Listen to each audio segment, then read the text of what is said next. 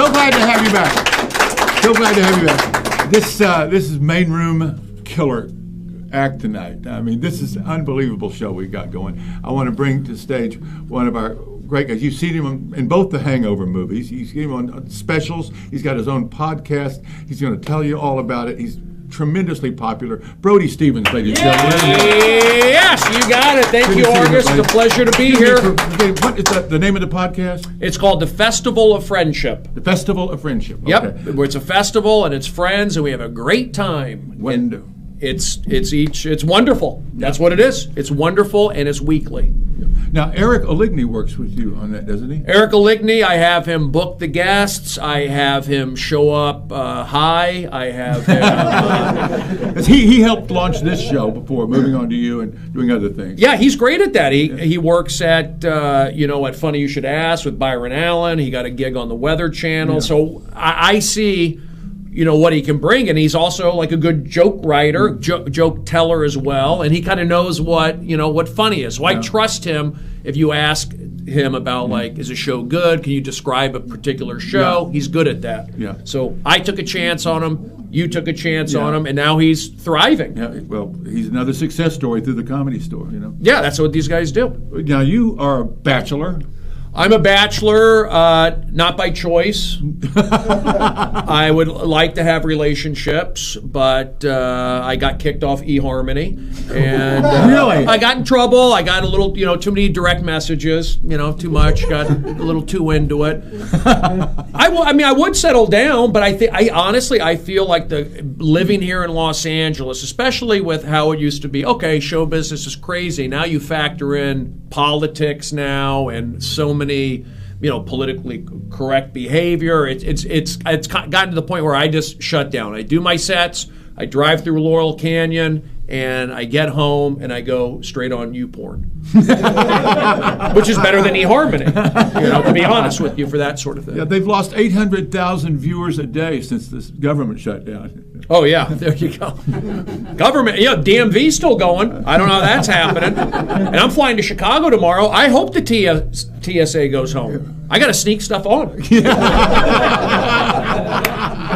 I got stuff. I have tweezers. I have scissors. You've got a 6-ounce bottle of shampoo, don't you? Yes, I do. I actually shampoo my body hair, for fun. Just because it feels good to buy shampoo. I use it for my body, my chest, different areas. So different areas. Sure. I get in there. Because I'm good. I've done a lot of modeling. You're a good-looking guy. I'm a good-looking guy. I've done a lot of modeling in Pakistan. And things are going great. I have an audition. I'm playing Vladi Divac in his next movie. You're the Brad Pitt of Pakistan, right? There you go. And I have we have a production office over in Glendale, so I fit right in there. Oh, come on. The Armenian connection. You got it. They cross over. I just got my Ancestry.com results in, so I'm 100% Jewish and European. I've got to get in and find out more, but I know that I'm attracted to hummus. I'm attracted to cream cheese. There's a lot of conflicting behavior. I used to think I was Irish, but Ancestry came back and told me I'm just a drunk. There you go. It happens. Oklahoma, I'll be there Tuesday night. Really? Actually, Saturday night. Yeah. With David Spade, we're playing the House of Blues, and I'm going to throw your name around and see what it gets me. Well, they know me back there, and I love them. They're a great crowd, and they know everything that's going on in the news. They're very sharp. They have the internet? Huh? Are you a Barry Switzer fan? Barry and I are friends. Are you serious? Very serious. He's a good. He would smoke on the sidelines. Yes, he would. He used to let me stand by him during the game because he liked my humor columns in the school newspaper. I had a school column called Okie Dokie in the school newspaper at the University of Oklahoma during the Watergate period. Oh yeah, and with jokes on the news every day, just like now. And Barry, it was his first year as coach. He liked the column so much he let me stand by him on the sidelines. Yeah, I love Barry. Yeah, humor is a big thing. Like I'm going to go to Chicago tomorrow. Actually, I'm going to hang out with the Chicago Cubs. Yeah. I go to their winter convention, and my friend who I grew up with in the San Fernando Valley, he's a baseball coach. He's been a Major League Baseball coach now for 24 years. He's been with the Yankees, the Dodgers, and the Cubs. And, comedy and humor is a big part of baseball. People, Tommy Lasorda would always have Don Rickles out there. Joe Torre would always have Billy Crystal out there. And now with the Cubs, I've been able to hang out with them the last 8 years or so, and they let me suit up in spring training. I'll catch the first pitch because I played in college. I went to Arizona State. Oh, you did? Yeah, I played baseball in college. In fact, I'm wearing a jockstrap right now. What position did you play? I was a pitcher. Really? Yeah, I was a starting pitcher. I was a relief pitcher. I hurt my arm, actually, so I didn't get to take it to the next level. Yeah. But I had some good moral victories for myself, Okay. So I learned a lot playing baseball, and I learned a lot about group mentality, the psychology of coaching, and I also learned about having a good personality, being a positive teammate, because when I was done playing, they kept me around to coach. They actually liked having me around. Yeah. So I always try to, share that with comedians or share that with other people. It's like, being positive, you can always be around something. So I took that energy into later on when I started doing audience warm-up. I've done a lot of audience warm-up for these television shows, Best Damn Sports Show, Chelsea Lately, a bunch of the Comedy Central shows, and a lot of it is being positive, focusing on the positive, because it's easy to be a downer and be down, but to focus on the positive, and you see the results. It's not like, okay, we're just having a good time and we're losing. A lot of times you're having a good time and you're winning. See, my friend who's the coach of the Cubs, Mike Brazello, he has 5 World Series rings. He's been to 7 World Series. He's in the playoffs every year because he has energy, he cares, and he also has balls. You got to push it.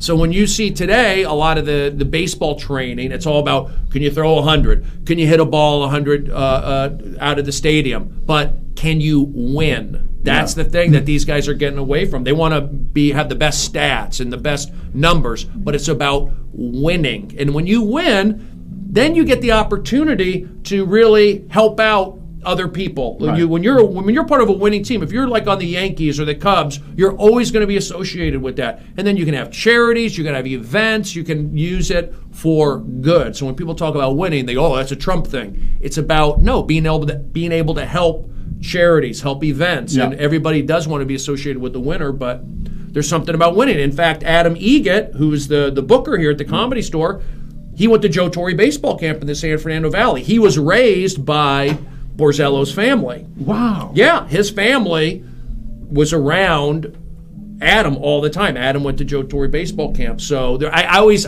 tell guys that. I always talk about baseball on stage. Yeah. People, well, who cares about baseball? Really? Well, Adam, we taught how to play baseball. Right. That's why I get these spots.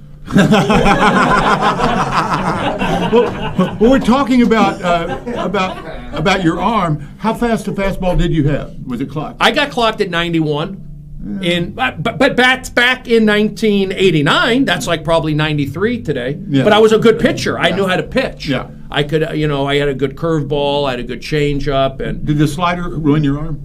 I actually, you know what it did? I had bad mechanics. When you throw a baseball, it's not a natural movement a lot of times, the way you're throwing. And I did put extra strain on my elbow. A lot of pitchers have Tommy John surgery. I couldn't afford it, so I had Jimmy John surgery. They put a 6-inch roast beef in my elbow. But I was a good pitcher, and Sounds like you had Bob Uecker surgery too. There you go. That's a good one. He's still going. He was on Mr. Belvedere. I'd take that. But I was a good pitcher. I like to strike guys out. When I would play baseball, I could actually get mad up there and go, "I'm going to strike you out." Whereas if I go into on comedy, I can't really go into that red zone. But I do step it up a notch. I feel like when I get on stage, I can step it up a notch, and I like it when particular people are in the back. If it had been Mitzi or a big time comedian or whatever, I could step up and do it. Whereas a lot of people get nervous. Ooh, somebody's in the room. I like to step up. It sparks your competitiveness. Yeah, exactly. And it's pushing positive energy, and a lot of it is just like doing shows, listening. Over the years, they start quoting certain things you do or the way you talk, and so I go, okay, all right, you listen to that. Okay, I keep doing that.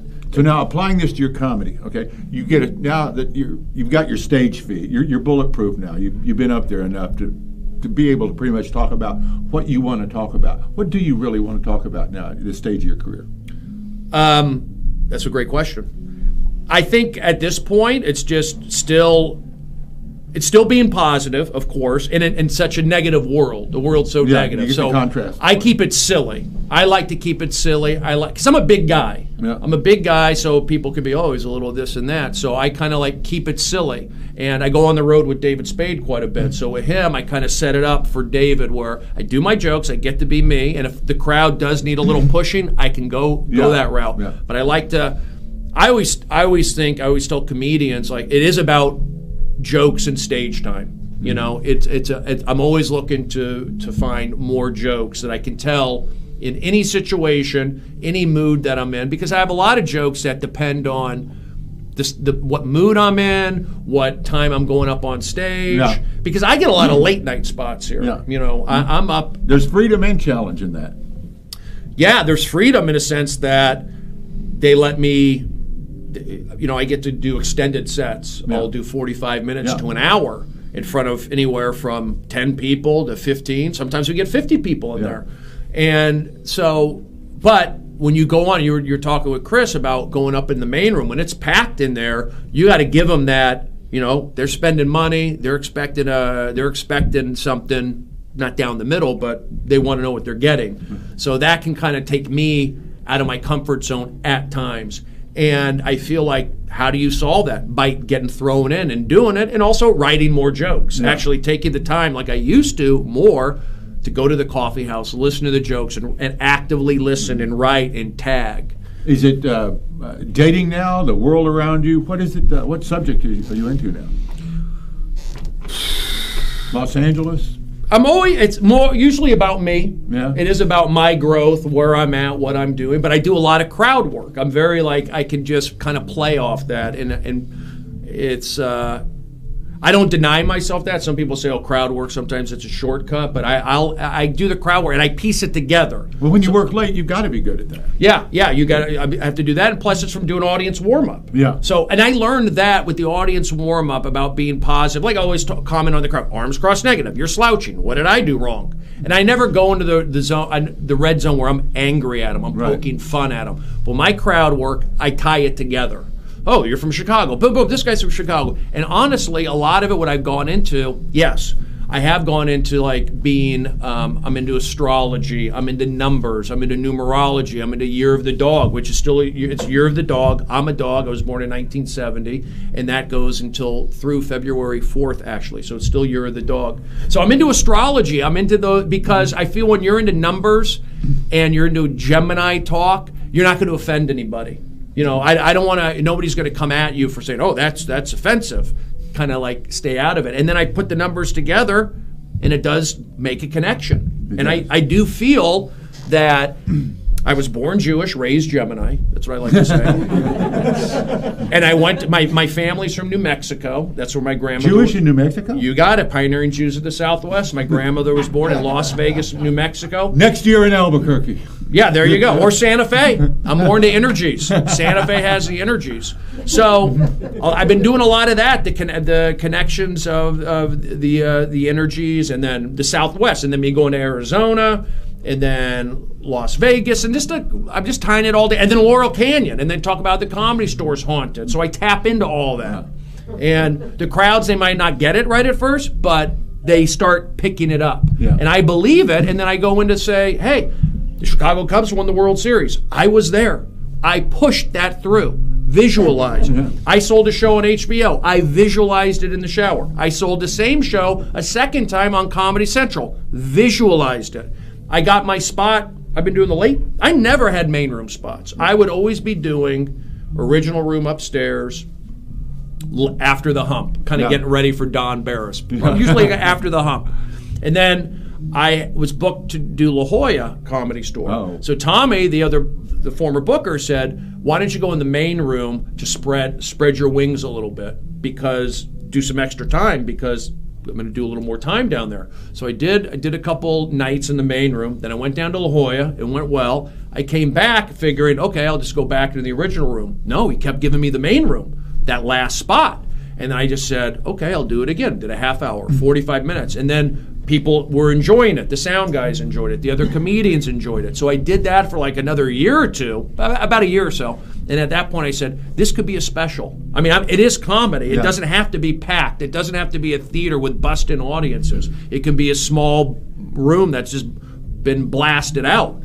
And I said, this could be a special. So then again, I just started visualizing, manifesting it. Yeah. And I got my manager and agent to help out to make this special happen. So I ended up shooting a special in the main room, recreating essentially that late night spot. And it's available on iTunes. And if you watch it, it's basically, it's not amazing, but it captures, and that's what was my goal, was to capture a late night spot in the main room. And I felt like I did that.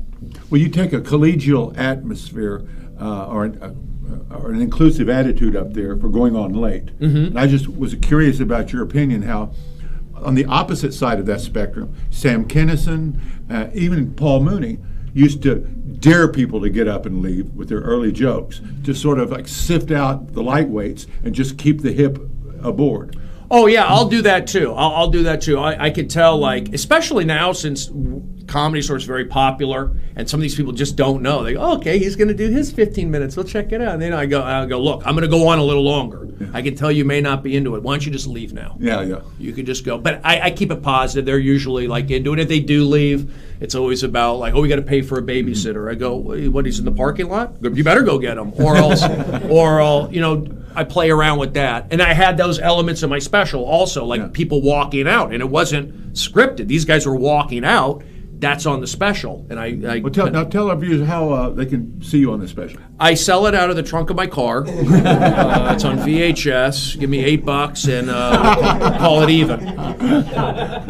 You could find it on iTunes. It's on Amazon. Is there a name of it? It's Brody Stevens Live from the main room. Yeah. And we did it here at the Comedy Store. They did a great job. It looked good. The lighting was.